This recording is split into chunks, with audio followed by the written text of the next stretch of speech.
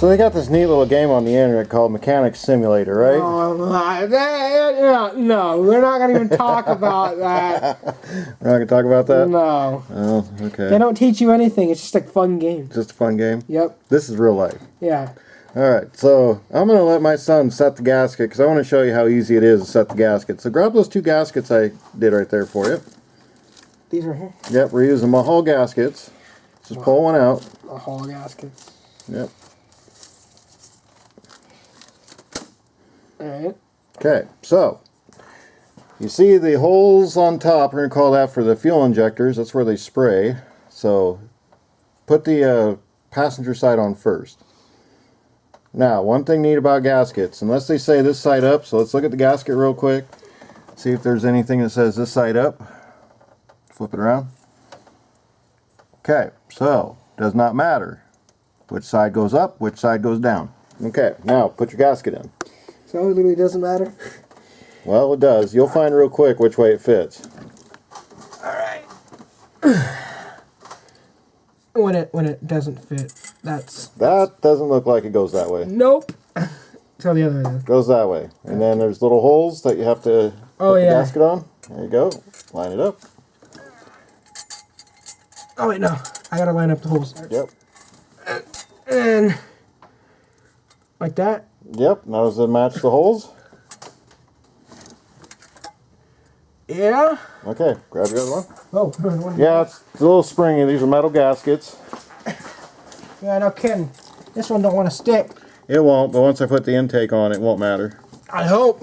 Alright, same thing. Grab the other one for the other side. That sweater. It's amazing that 6 cylinders can make 245 horsepower. I didn't even... Yeah, I was right the first time. Oh, this one doesn't seem to be... Oh, I think that I accidentally bent this one here. Or maybe Nah, it probably got bent in shipping. But it won't matter once I put the intake on and you torque it down. Is it on right? I will double check it. Boom! I have a feeling this intake's been off before because when I look at the gaskets I took off, they almost feel like the Mahals. And they're supposed to be premium gaskets, so I don't know. Yeah. But anyway, they put the studs there so you can set the gasket. The next we're going to put the intake down. 1 of 3. 1 of 3. Alright, now this is where I need to make my money. Alright, this intake only really should go in one way. Butterfly system is towards the front of the engine.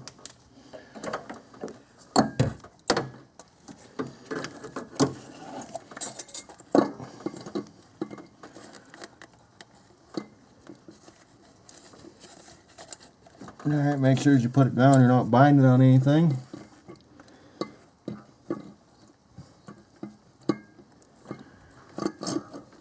Looks like it slips in.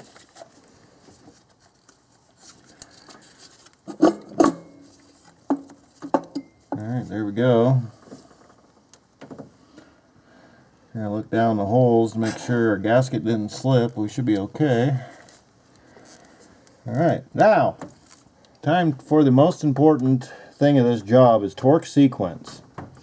You're going to start with 1, 2, 3, 4, 5, 6. We're going to get our bag out with our intake stuff. Alright, one thing when you do this much work to this engine and you have to wait for days for parts, and you kind of forget where things go. So, get our stud bolts on first.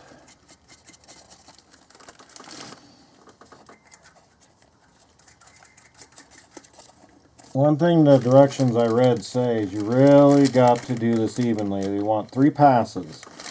So one is 44 inch-pounds, 86 inch-pounds, and then the final of 22. Doesn't sound like a lot, but it doesn't need it because there's no coolant going through here, it's just air. Okay, now we got the actual bolts for the intake. I think the stud intake I'm actually going to use some Loctite on. And let me tell you something, do not get crazy with the Loctite. I cringe every time I see my son use Loctite. I'm like, dude, you use enough Loctite to do 6 bolts. You don't need a lot. And don't use red, use blue.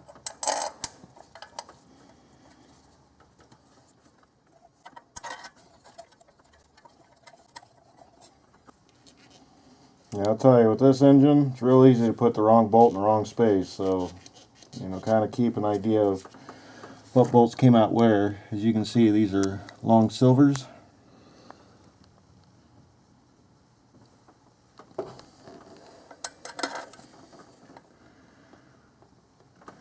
I guess not. That was wrong. I forgot the butterfly takes up the room there.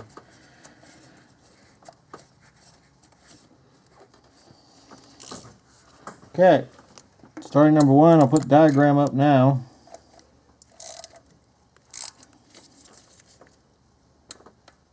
Okay, 44.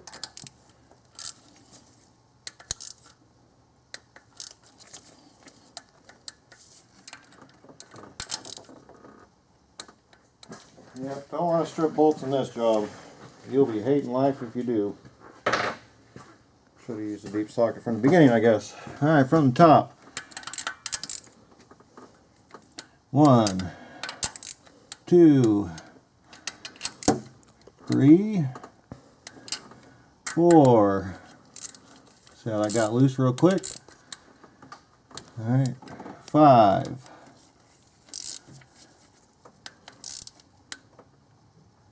6.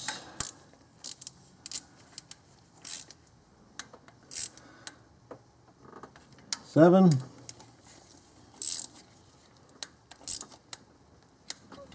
And then final of 8.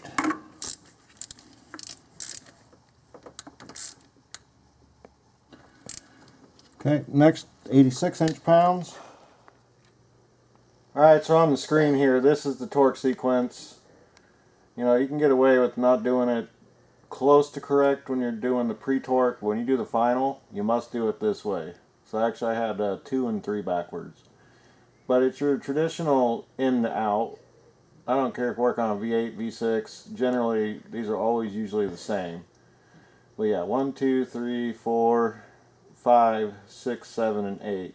So there's the correct order. Follow it. Now we're going to do the final torque.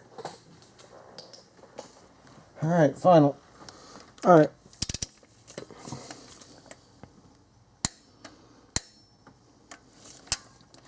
Two.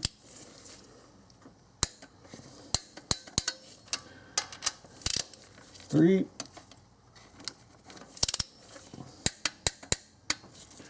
4.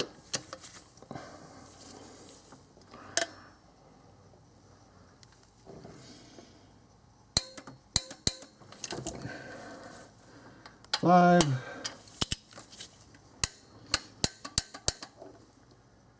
6.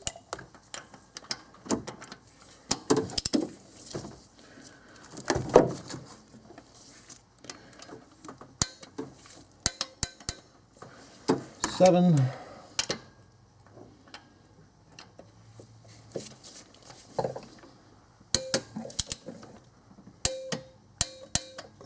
And then 8.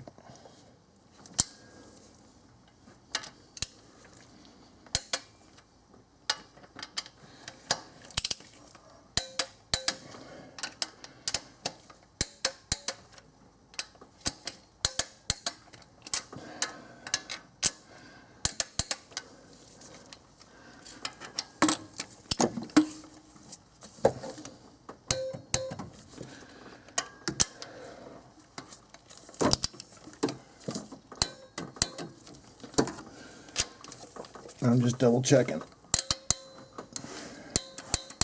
Because sometimes when you're doing this, you can actually loosen a bolt up.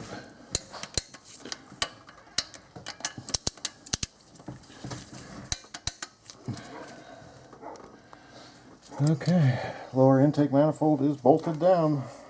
The next thing, fuel injection system gets put back down.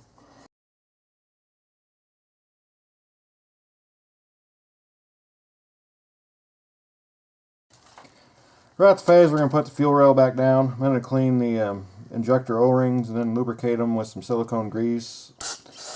You know, in years past, I used to use Vaseline, but there's some talk out on the internet that the Vaseline would deteriorate O-rings. I don't know. I've never had a problem with it, but, you know, when it comes to a vehicle that has such a teardown procedure with it, that, you know what, we're just going to use what they recommend, which is silicone-based lubricant. So I got some stuff I got from the hardware store that's for setting O-rings and plumbing. And as the guy told me, you could actually use KY jelly. I don't know that I would on this job, but if you had to, I guess. You could also use a lithium-based lubricant too. But at the end of the day, use something, because you do not want to rip these O-rings, because then you'll get an air leak on this side. It's under suction, but then you'll be trying to figure out what you did wrong when you put everything back together. This is not a job I recommend people to do unless you have lots of experience. I have 25 years of experience, and even this is a bit challenging for me. So here's the stuff we're using.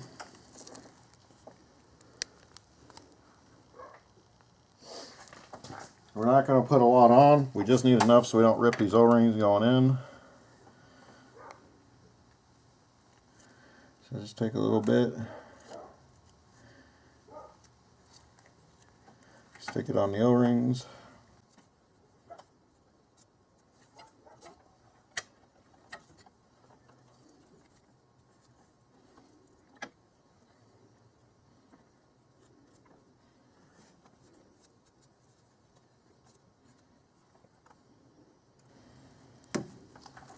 Yeah, it's funny, in the book it actually calls to relieve the fuel pressure, take the O-rings apart, and as you've seen in this case, I did not do that. I wasn't going to do that. Yeah, you have to work around the fuel pressure regulators, but keeping the assemblies together, you will not have to redo the fuel pressure regulator O-rings.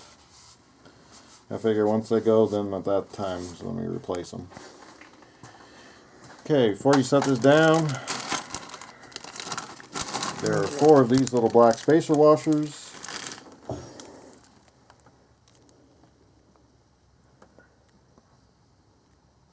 So there's 4 of these that go on each end. They act as a vibration damper, because all engines have some natural vibration. And if you lose these, you're going to have to go to the junkyard and hope you can find them.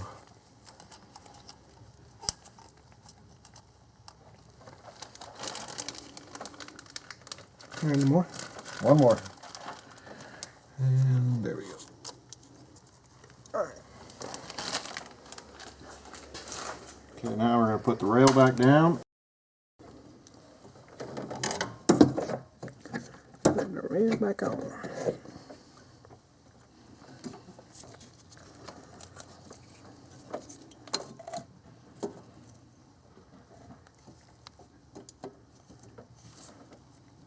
Get a flashlight because it's kind of binding up on me a little bit. Seemed like it came up a little bit better than it's going down.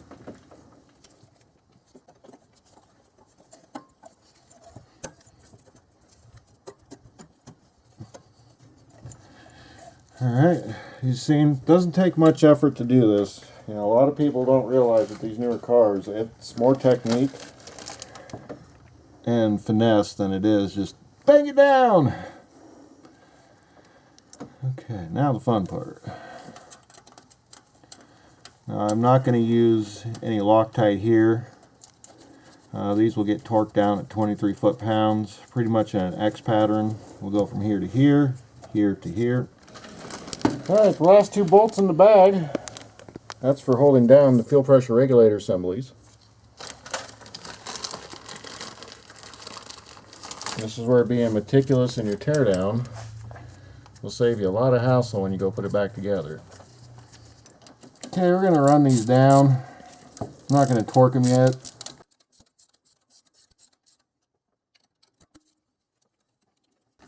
I prefer putting it back together than the teardowns, you know that? It's easier to put them back together. Yeah, there's just the joy you get putting it back together than you do when you're tearing it apart. Yeah, when you go to start it, and it goes. You know, I rarely have that happen. When I first started working on cars, Yeah, that happened to me quite a bit. Then you try to figure out what you did wrong. Forgot to plug something in. Forgot to Plug something in, some sensor, usually the mass airflow. Misfired. Oh, the carburetors, you wonder why you got flame up the carburetor snout. I wonder why you just burned your $200 carburetor up. I wonder why my engine smells like fried chicken. That's what I like about EFI. I mean, it takes a lot of guesswork out of engines, but none the same. You just learn how to work on both of them. I'll be the first one to drive this thing as soon as it's Well, back yeah, up. have to do a test drive on it. Yeah, we can do a test drive. I got my permit and all. Anyway, let's torque it down. Yep. Book calls out 23 foot-pounds. 23 foot-pounds.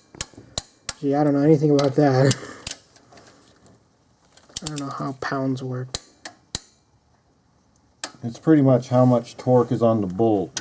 And one thing with this engine, if you just try to do it without torque specs, you'll probably break a bolt. Ooh.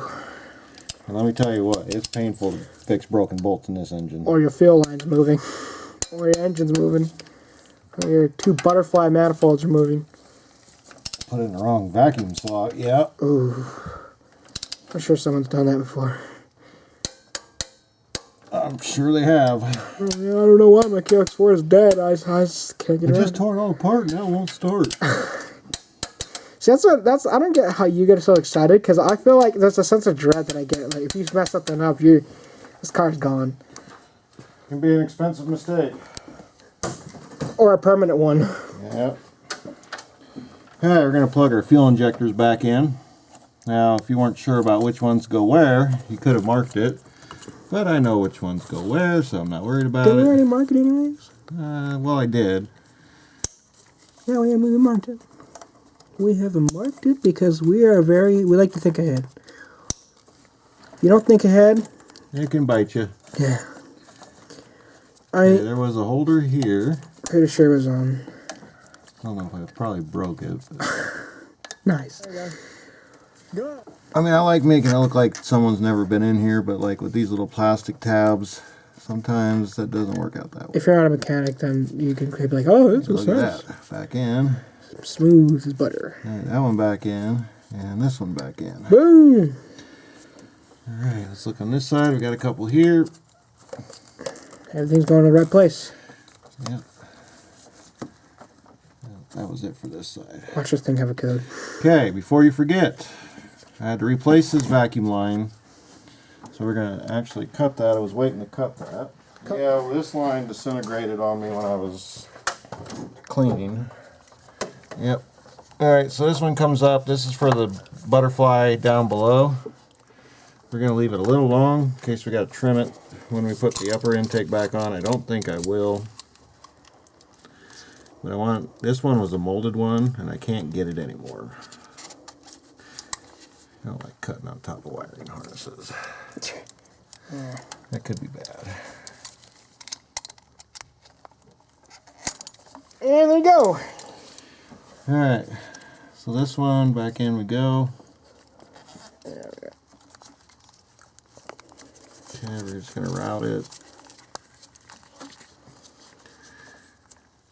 Okay. Yeah, this vacuum box does a lot. Don't think you're going to disconnect it and have this thing run right. That ain't going to happen. Alright, next we're going to hook up the fuel pressure regulators. Now, as I said earlier, I'm going to replace these, but I want to hook them back up, and you want to do them one at a time. Do not just rip them all apart, because you'll get them in the wrong spot. And that's going to be bad.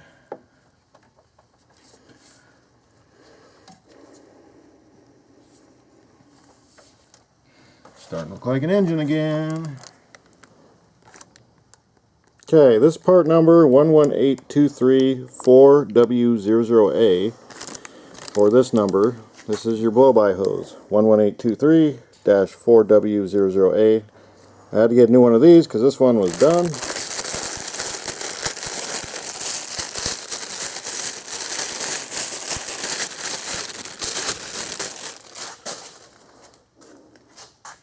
Nothing like factory parts. I was about to sound like that is a factory part. One rule I have when I do major teardowns, I throw nothing away till the job's done. And this hose is an example of that. I was trying to remember which way it went. It actually goes above and it sits out here. sits in this holder and then it gets plugged in. This equalizes the PCV pressure, because as this engine runs, it creates a little bit of gas. And it used to be in the old days, they would let the gas go out on the road. That wasn't too good. They found it was better just to reburn it. So, very important system. Don't circumvent it.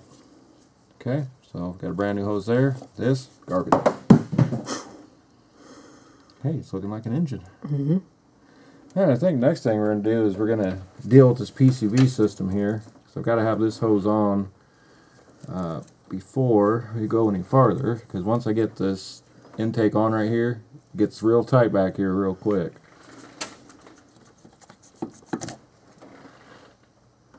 Let me see. Yeah, see how it's off kilter? See how that valve isn't sitting straight? So it can actually suck up engine oil. And we don't want that. We got a hose for that job. Alright, now what now? So we went to Nissan and got an original PCV valve. What's the number on it? 11810 31 U00.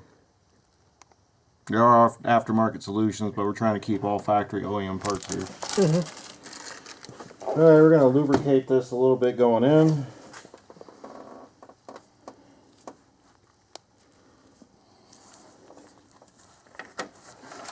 Okay. Are you ready to put it in now? Yep. Yeah, let me get... Alright. Yeah, it's pretty hard to get to that when it's installed. Okay, the number you need for the hose is 11826 dash... Oh, my glasses on. 4W010. Alright, so you need to take the clamps off. Here, hold on.